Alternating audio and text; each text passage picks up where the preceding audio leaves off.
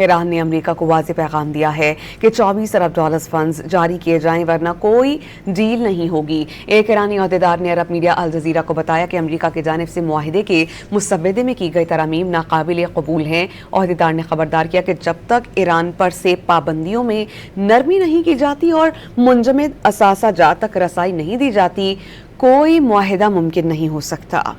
ایران نے امریکہ کو واضح پیغام دیا ہے کہ 24 ارب ڈالر فنڈز جاری کیے جائیں ورنہ کوئی ڈیل نہیں ہوگی۔ ایک ایرانی عہدیدار نے عرب میڈیا الجزیرہ کو بتایا کہ امریکہ کی جانب سے معاہدے کے مسودے میں کی گئی ترامیم ناقابل قبول ہیں۔ عہدیدار نے خبردار کیا کہ جب تک ایران پر سے پابندیوں میں نرمی نہیں کی جاتی اور منجمد اثاثہ جات تک رسائی نہیں دی جاتی، کوئی معاہدہ ممکن نہیں ہو سکتا۔